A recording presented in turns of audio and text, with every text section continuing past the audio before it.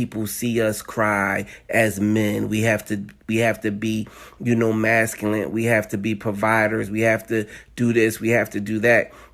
And then you grow up and you realize life is not even that way. And then as women, you have to cook, you have to clean, you have to be nurturing, you have to this, you have to that. But that's not how life works, right? I believe fathers can be nurturers as well. And I believe women can take out the trash too. But that's my belief. That might not be your belief, But if we're all equal and we're all help meets, then we are helping each other meet our desires and our goals and our purpose in life. So if we want to try to deal with these gender norms, right, or abnormalities, then we got to understand that certain things that people believe that life should be may not be what it is you see. But again, those are things that we ought to deal with as we try to build loving, caring, and long-lasting relationship. So we have to deal with that. We have to deal with those broken pieces. We have to try to get to a place of healing, a place of understanding, right? And we have to understand that once we're broken, if you really look at it, once you're broken, you still have rough edges. Even if you glue it back together again, if you rub down that place where it was cracked, you're going to feel that scar. And sometimes that scar can be reopened and it can cause chaos and destruction in your house. So you have to deal with those broken places gently until that person comes to a place of divine healing. And if that person never reaches that place of divine healing, then that wound will continue to cause problems in your life and in your relationship. So we need to heal those wounds. Physical wounds, you can notice them, you can see them, and it's easy to recognize them because you can see the scar. But mental and emotional wounds, you really can't see the scar, so you don't know how to avoid them.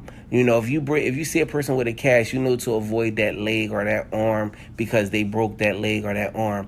But when you have an emotional or emotional, spiritual, or psychological wound, you don't know. You don't know what word might cause pain. You don't know what action might cause pain. You don't know, what sight might even cause pain. So it's a minefield. So the only person that can heal that emotional, that psychological, or that spiritual wound is the person that it happened to. And again, all you can be as a helpmeet is to walk by that person side by side and try to help them through the pain of what they're suffering, either from childhood, or from adulthood, and if you can't, as I always say, then you have to let them know. Don't go into a relationship trying to get something from a person that you know is wounded. Especially if you know that they're wounded, don't just jump up in that relationship trying to get sex from that person, trying to get, money from that person, trying to get what you want from that person. But that person is broken. That person is wounded. That person is looking for love in a stable relationship. Yeah, all you're doing is trying to get what you want to get out of the relationship, not even thinking about their mental, emotional, and spiritual health. This was just really something that I wanted to get off of my mind. I'm going to be, again, posting new content at least every other day. Please hit me up. Tell me some things that you might want to discuss. We can discuss it. Engage with a brother, let me know what you want to hear about. I want to try to start going live. So if you can subscribe to the YouTube channel, if you can check out the podcast, I'm going to put a link in the bio. I'm going to put a link in the in the discussion, in the comment box. But I need to hear from you, my people. I love you with the love of God, Ain't nothing you can do about it.